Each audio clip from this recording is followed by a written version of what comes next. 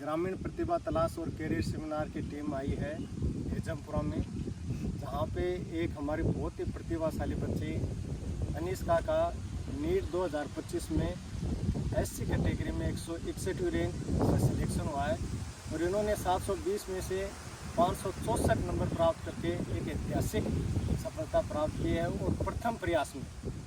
तो सबसे पहले तो अनिष्का जी को बहुत बहुत बधाई हो कि आपने ये ऐतिहासिक कीर्तिमान स्थापित किया है, क्योंकि अब की बार जो रिजल्ट था वो टफ था, पेपर भी बड़ा टफ था, उसके बावजूद आपने ग्रामीण परिवेश में रह के और 12वीं के साथ, जहाँ तक मुझे पता है 12वीं के साथ आपने फर्स्ट अटेम्प्ट में ये सफलता हासिल की है। इसके लिए आपको बधाई हो, पूरे परिवार को बहुत बहुत बधाई हो। सबसे पहले तो मैं ये जानना चाहूँगा, जब आपने सुना कि आपका सिलेक्शन हुआ, कैसा महसूस किया आपने, कैसा लगा? बहुत अच्छा लगा। मतलब इतनी प्रिपरेशन करी थी, इतनी मेहनत करी थी, तो उसका रिजल्ट मिलता है तो बहुत अच्छा लगा। पहले पता था कि हो जाएगा सिलेक्शन? हाँ, जैसे नंबर कैलकुलेट कर लिए थे तो फिर हो गया था कि सिलेक्शन तो हो जाता है। तो ये जो सफलता है, इस सफलता में आप सबसे बड़ा योगदान किसका मानते हैं? मैं तो ये मानती हूँ कि मेरे पेरेंट्स का सबसे ज़्यादा रोल है। जिन्होंने मुझे मतलब सीकर में लेके गए और इंस्टीट्यूट में डाला, मतलब GCI में डाला और इससे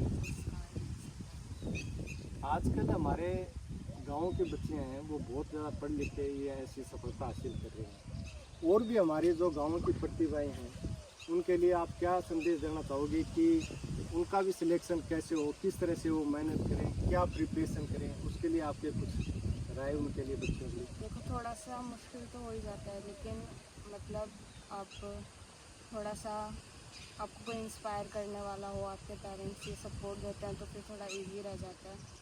और इंस्टीट्यूट का भी बहुत रोल होता है, तो फिर आपको एकदम क्लियर रहना चाहिए कि आप क्या करने वाले हो, इसके मतलब इसके लिए मेहनत करें। एक चीज़ और देखी थी हमने, जब फुल्ले फिल्म चलाई थी तो वो फुल्ले फिल्म आपने पहले पूरे परिवार के साथ, तो उससे आपको क्या प्रेरणा मिली, या आप माता जो सावित्रीबाई फुले हैं उनका जो शिक्षा में योगदान है तो आप कैसे क्या होगा? तो मतलब बहुत बड़ा योगदान रहा। जैसे उन्होंने योग शिक्षा के लिए इतना कुछ किया, मतलब पहले तो कुछ होता ही नहीं था।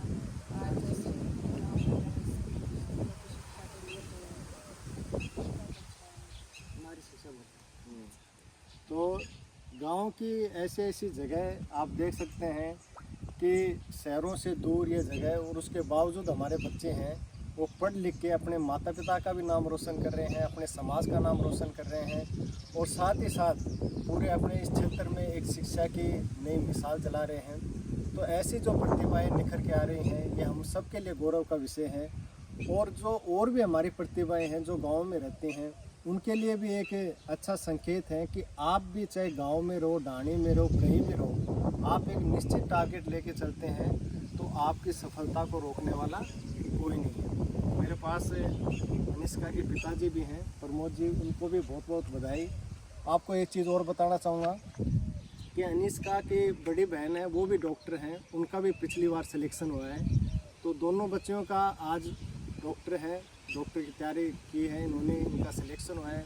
तो ये इनका भी जो योगदान है वो किसी भी मायने में कम नहीं है कि दो बच्चियाँ दोनों डॉक्टर हैं। तो मैं इनको भी बहुत बहुत बधाई देना चाहूँगा। और साथ ही अनिष्का के दादाजी भी हैं, जिन्होंने अपने परिवार को इस तरह से सहयोग किया है, इस तरह से मार्गदर्शन किया है, खेत में रह के भी इन्होंने शहरों के बच्चों को पछाड़ के आज वो मुकाम हासिल किया है जिसका लोग सपना देखा करते हैं।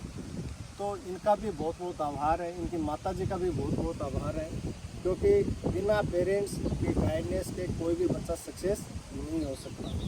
तो इन सब परिवार का आज हम तहे दिल से शुक्रिया अदा करते हैं कि इन्होंने अपने बच्चों को वो मार्गदर्शन दिया जिसकी वजह से आज इन्होंने नीट जैसी जो डिफ़िकल्ट एग्ज़ाम है उनमें इनके दोनों बच्चे आज डॉक्टर हैं।